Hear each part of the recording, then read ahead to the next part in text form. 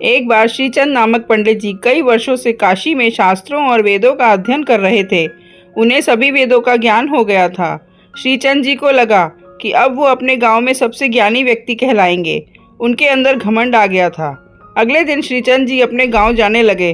गांव में आते ही एक किसान ने उनसे पूछा, क्या आप हमें बता सकते हैं कि हमारे समाज में लोग दुखी क्यों हैं? श्रीचंद ने कहा, लोगों के पास जीने के लिए पर्याप्त साधन नहीं है, अपनी जरूरत पूरी करने के लिए धन नहीं है, इसलिए लोग दुखी हैं। किसान ने कहा, परंतु श्रीचंद जी, जिन लोगों के पास धन दौलत है वो लोग भी दुखी हैं। मेरे पास धन संपत्ति है, फिर भी मैं दुखी हूँ, क्यों? श्रीचंद जी को कुछ समझ नहीं आया कि वो किसान को क्या उत्तर दें। किसान ने कहा कि वो आपको अपनी सारी संपत्ति दान कर देगा, अगर आप उसके दुख का कारण पता करके उसे बता दें तो। श्रीचंद जी ने उसकी संपत्ति के लालच में कहा, ठीक है, मैं कुछ दिनों में ही आपके दुख का कारण ढूंढ लाऊंगा। ये कहकर श्रीचंद जी पुनः काशी चले गए। उन्होंने शास्त्रों और वेदों का फिर से अध्ययन किया, परंतु उन्हें किसान के सवाल का जवाब नहीं मिला।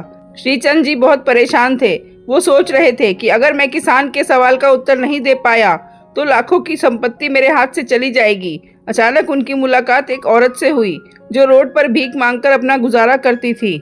उसने श्रीचंद जी से उनके दुख का कारण पूछा। श्रीचंद जी ने उसे सब कुछ बता दिया।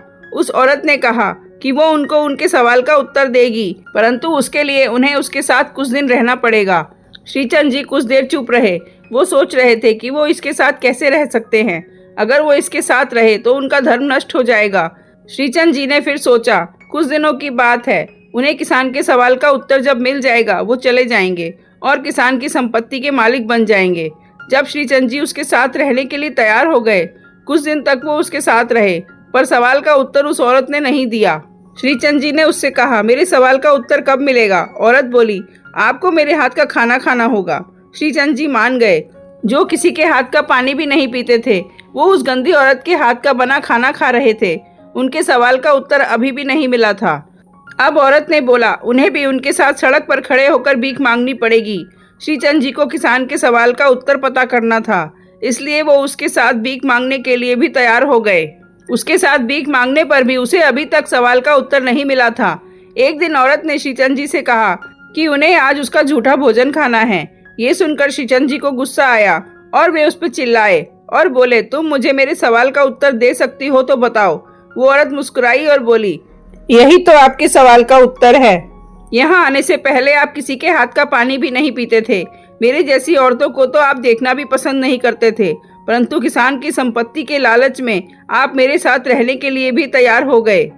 श्रीचंद जी, असल में इंसान का लालच और उसकी बढ़ती हुई इच्छाएं ही उसके दुख का कारण हैं, जो उसे वो सब कुछ करने पर मजबूर कर देती हैं जो उसने कभी करने के लिए सोचा भी नहीं होता। हमें इतना भी लालच नहीं करना चाहिए कि हम हमारा आत्मसम्मान खो बैठें। धन सुख संपत्ति आनी जानी है, पर आपका सम्मान आपके जाने के बाद भी तटस्थ रहेगा। धन का लालच ना करें। वैसे तो जीवन में हमारे पास अनेकों कारण दुख के होते हैं। हमें ये नहीं मिल पाया, हमारे बच्चों को ये नहीं मिल पाया, हमें बड़े घर का सुख नहीं मिला, हमें बड़ी गाड़ी का सुख नहीं मिला। हमारी लालच हमेशा बढ़ती ही जाती है। हमें जो मिलता है हम उसमें खुशी की तलाश नहीं करते हैं, पर जो नहीं मिल पाता उसका हम जिंदगी भर गम पालते हैं। हमारी हालत वैसे ही है। यदि एक दांत टूट जाए तो हमारी जुबान उसी खाली दांत की तरफ ही जाएगी। हम जो 31 दांत बचे हैं उसका आनंद नहीं उठाते। जिंदगी में लालच हमें अंधकार की ओर ले जाता है। यही हमारे घमंड का कारण भी बनता है। लालच हमें ऊंचाई से नीचे भी गिरा देता है।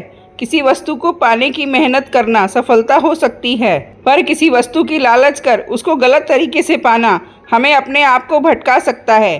ज़्यादा लालच हमारे दुखों का कारण भी बनता है। हम कल के लिए और इकट्ठा करने के लालच में आज की ज़िंदगी भी नहीं जी पाते हैं।